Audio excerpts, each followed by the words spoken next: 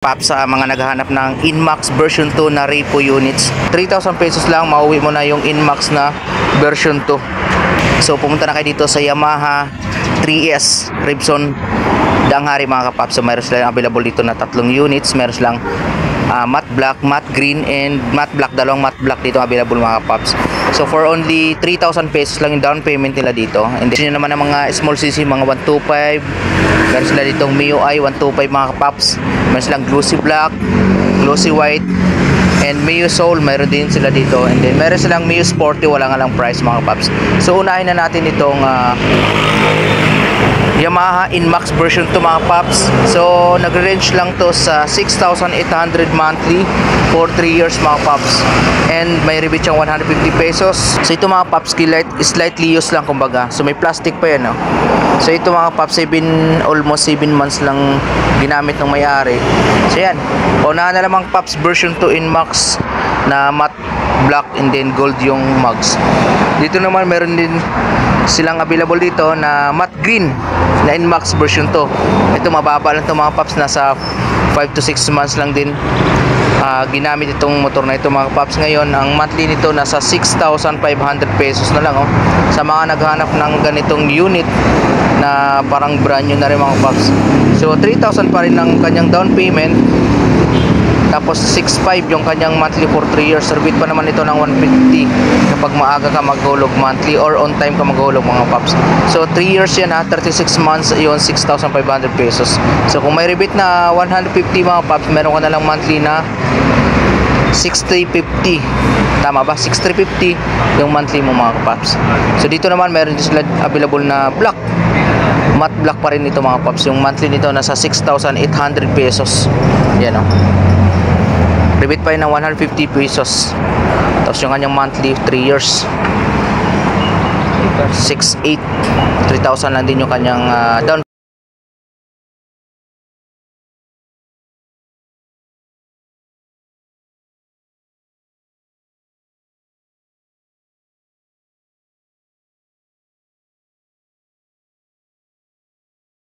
Na repo units na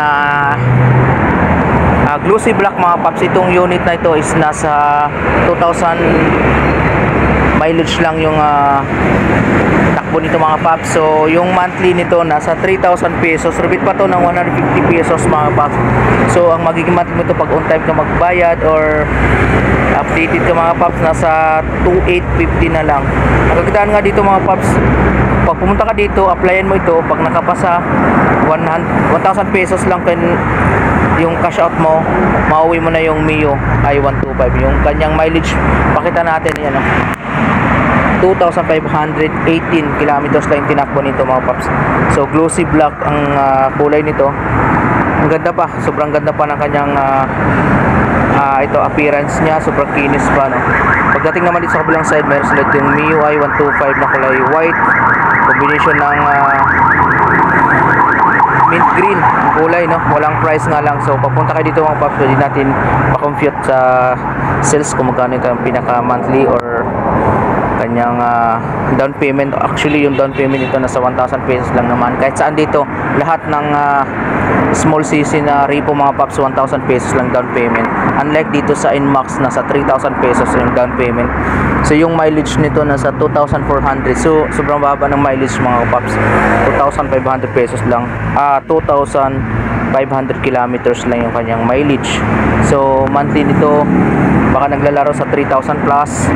Then mayroon din sila dito mga paps, ito nasa 14,000 kilometers na yung kanyang mileage. So yung monthly nito nasa 3,500 pesos. Tapos 1,000 lang din yung kanyang down payment mga paps. Kung maaga ka maghulog monthly, nasa 3,350 na lang yung kanyang monthly pag maaga ka maghulog. Ito aftermarket na yung headlight nito, LED. So ang kagandahan dito mga paps, mga fresh yung units dito. So dito pala sa 3,500 monthly, naka aftermarket na rin itong yung kanyang upuan na aftermarket ng EPR customized. So ay mga paps, sa mga naghahanap din ng Mio Sporty, ayan ito, mint green ang kulay nito. Yung odometer nito is nasa 43,000 kilometers na tinakbo nito mga paps. So walang price, tingin ko nasa 2,000 plus na lang yung monthly nito or mas mababa kasi nasa 43,000 kilometers na yung tinakbo nito. Tapos yung kanyang appearance naman napakaganda, walang gas-gas, no? Walang bangga.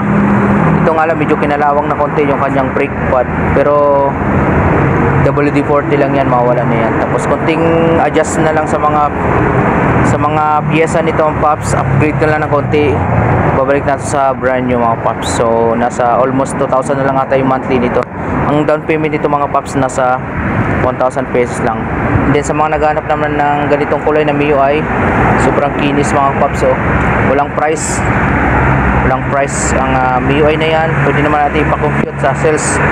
So sa mga interesado pala mga Pops, so pwede kayo tumawag sa number na nasa description. Hanapin nyo lang si GC Boy, no? Yung sales natin dito. Sabihin nyo na lang na sakay sa subscriber ni Popski Moto Vlog. Actually dito rin nyo naman ako makahanap.